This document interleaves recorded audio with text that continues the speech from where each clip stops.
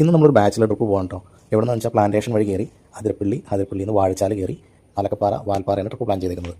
വാഴച്ചാൽ പോകുന്ന വഴിക്ക് ചാർപ്പ വെള്ളച്ചാട്ടം എന്ന് പറഞ്ഞിട്ട് ലെഫ്റ്റ് സൈഡിൽ അവിടെ ഇപ്പം ഒരു ബ്രിഡ്ജൊക്കെ പണിത് നല്ല ഭംഗിയാക്കിയിട്ടുണ്ട്. ആ വെള്ളച്ചാട്ടം കണ്ട് നമ്മൾ നേരെ വാഴച്ചാൽ ചെക്ക് പോസ്റ്റിലേക്ക് എത്തിയിട്ടോ.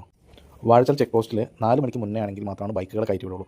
6 മണിക്ക് മുന്നേ വരെയാണ് കാറുകൾ കടത്തി വിടുള്ളൂ. ഇതിന് ശേഷമുള്ള ടൈമുകളിൽ കാറോ ബൈക്കോ കടത്തി വിടില്ല. കുരങ്ങ് മയിൽ എല്ലാം നമുക്ക് നിരന്തരം കാണുന്നതാണ്. നമ്മൾ കാടിനോട് ചേർന്നുള്ള പ്രദേശങ്ങളിൽ പോലും സ്ഥിരം കാണുന്നതാണ്. ആനയെ സ്പോട്ട് ചെയ്ത് കഴിഞ്ഞാൽ നമുക്ക് വളരെ ഹാപ്പിയാണ്. നമ്മുടെ ഭാഗ്യത്തിന് പോകുന്ന വഴിക്ക് ആനയെ കാണാൻ പറ്റിയിട്ടോ. അങ്ങനെ ഞങ്ങളവിടെ നിന്ന് വാഴച്ചാൽ ചെക്ക് പോസ്റ്റിൽ നിന്ന് കയറുന്നത് ഏകദേശം ഒരു 5:30 ടൈമിലാണ്. ഞങ്ങളൊരു 8:30 കാട് ക്രോസ് ചെയ്ത് മലക്കപ്പാറയിൽ എത്തി.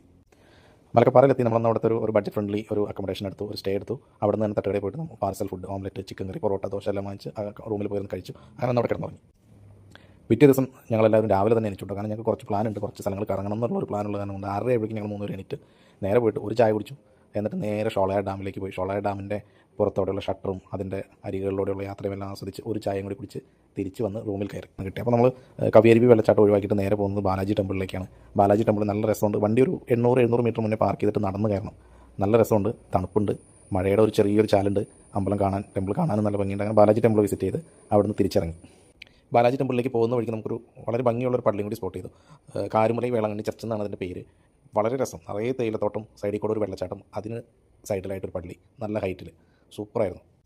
ഈ മലക്കപ്പാറയിൽ നിന്ന് നമ്മൾ ഈ പോകുന്ന വഴികളെല്ലാം ഭയങ്കര ബ്യൂട്ടിഫുള്ളാണ്. എല്ലാ സ്ഥലത്തും നമുക്ക് ഇറങ്ങി നിന്ന് ഫോട്ടോ എടുക്കാനും എല്ലാം മൊബൈലിൽ കവർ ചെയ്യാനൊക്കെ തോന്നും. പക്ഷേ നമുക്ക് കണ്ണിൽ കാണുന്ന കാഴ്ച അത്രയും ഭംഗിയിൽ ഒരു വീഡിയോസിൽ നമുക്ക് കവർ ചെയ്യാൻ പറ്റുന്നില്ല.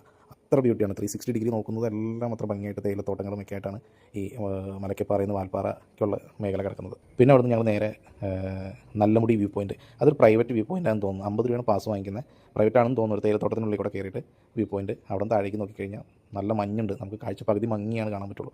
വളരെ അഗാധമായൊരു കൊക്കയും മഞ്ഞും നിറയെ വൃക്ഷങ്ങളും ഒക്കെ ആയിട്ട് അങ്ങനെ നല്ലമുടി വ്യൂ പോയിൻറ്റും കൂടി കണ്ടിട്ട് ഞങ്ങൾ വാൽപ്പാറയിൽ നിന്ന് തിരിച്ചു.